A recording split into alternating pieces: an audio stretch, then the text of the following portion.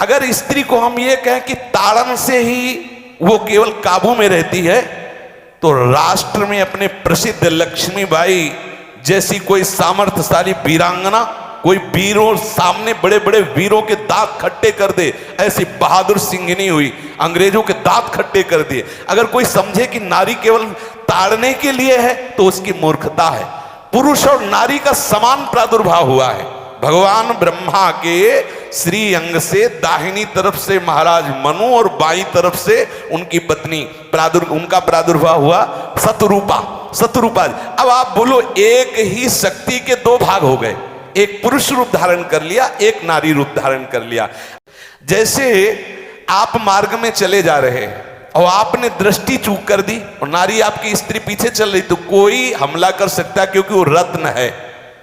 14 रत्नों में एक रत्न स्त्री रत्न भी है। स्त्री को रत्न कहा गया है। भगवान श्री राम जब वनवास में जा रहे हैं तो सिया जी को आगे नाव में जब चढ़ाना होता तो पहले सिया जी को चढ़ा, सीए चढ़ाई चढ़े रघुराई, पहले आगे। दृष्टि रखो, दृष्टि चूक गई तो रत्न है। यहां दृष्टि रखना, शासन मतलब उसको पिटाई करना नहीं। स्त्री के ऊपर दृष्टि रखो। किस भाव की दृष्टि रखे? क्योंकि वो हमारे यहां रत्न की तरह है। कहीं कोई ऐसा ना हो कि कुदृष्टि वाला कोई उस पर हमला कर दे। केवल एक सूत्र है कि आप उस पर दृष्टि बनाए रखें, कहीं स्त्री रत्न कहीं अपवित्र ना हो जाए, कहीं दूसरे का किसी तरह से कुमार्गामी लोगों का ऐसा कोई बर्ताव ना हो जाए, इसलिए सावधान। वहां उसको पीटने का शब्द नहीं है। जिस घर में स्त्री का अपमान होता है उस घर का नाश हो जाता है, निश्चित हो जाता है। आप देखिए, रावण का सत्यानाश हो गया जगदम्बा सीता के प्रति, दुर्योधन का सत्यानाश हो गया द्रौपदी के प्रति।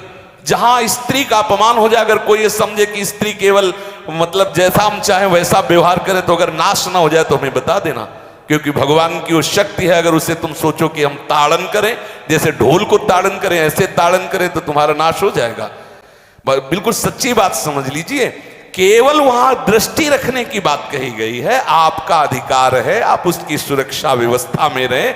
और एक वृत्ति होती है, अगर शासन ना हो तो हमारी बुद्धि भ्रष्ट हो जाए, हमारी बुद्धि भ्रष्ट हो जाए, आपकी बुद्धि भ्रष्ट हो जाए। भगवान का भय, शास्त्र का भय, लोक मर्यादा का भय, ये हमको सुरक्षित रखता है। इसलिए दृष्टि रखने की आवश्यकता है कि वो पवित्र रहे, वो सुरक्षित रहे, ना कि उसको पीटने के लिए यहां संबोधन किया गया गोस्वामी तुलसीदास जी ने। इसलिए सावधानी पूर्वक अपनी वृत्ति को पावन रखते हुए महापुरुषों के वचनों को समझने की चेष्टा की जाए। गोस्वामी जी ने जो यहाँ कहा, ढोल गवार शूद्र पशु नारी सकल ताड़ना के अधिकारी, तो ताड़ना का अलग अर्थ है, अलग अलग।